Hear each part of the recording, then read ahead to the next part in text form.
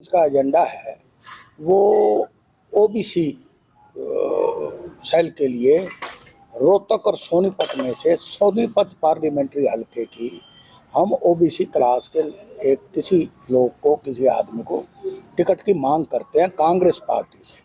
हम जितने लोग आज इकट्ठे हुए हैं सारे कांग्रेस पार्टी से जुड़े हुए लोग हैं।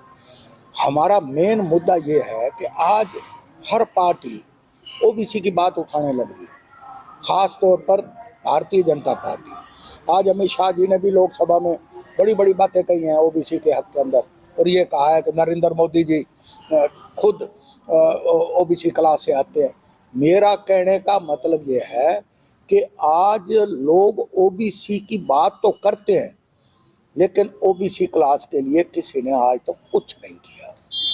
और इससे पहले कि आप मेरे ऊपर कोई सवाल करो, मैं आपको एक जवाब बड़ा तुरंत देना चाहता हूं कि कांग्रेस पार्टी, कल हम मिल के आए हैं, अनिल सैनी जी मेरे साथ थे जो ऑल इंडिया के ओबीसी सेल के राष्ट्रीय महासचिव हैं।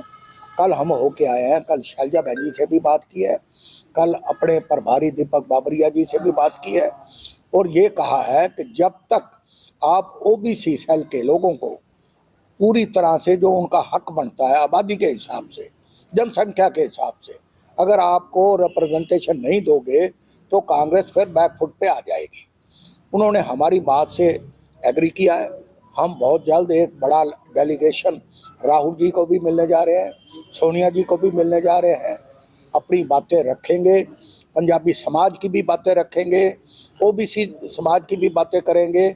और आपकी जानकारी के लिए ये भी बताना चाहते हैं, एक बहुत बड़ा कॉन्क्लेव रोहतक के अंदर ओबीसी सेल और पंजाबी समाज प्योरली इन लोगों की एक बड़ी विशाल रैली करेंगे, और उसके अंदर हम ये बातें सबके सामने समक्ष करेंगे कि जितना हमारा हक बनता है उतना हक दो।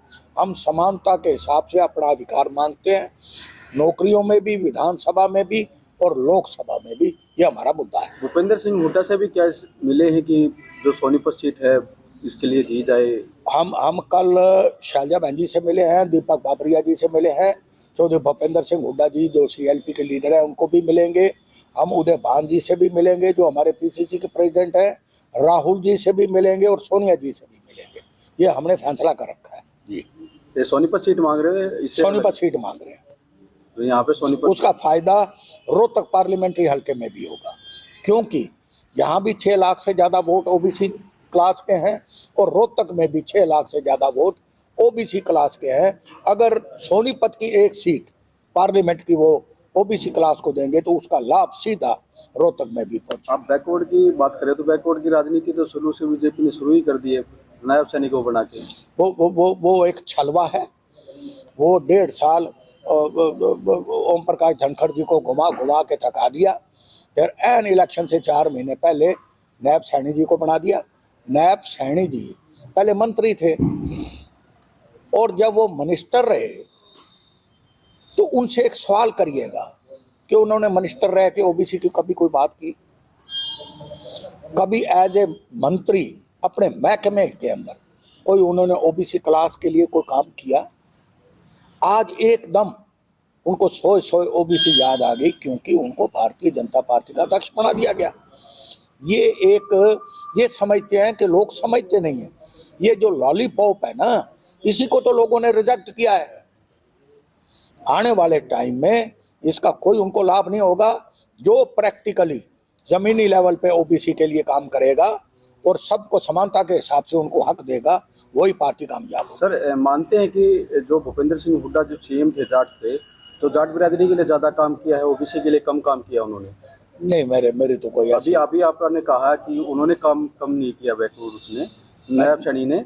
क्या मानते हैं कि उसने भूपेंद्र सिंह हुड्डा ने जाट बिरादरी के लिए ज्यादा काम नहीं किया? कांग्रेस पार्टी ने तो ओबीसी क्लास के लिए बहुत काम किया।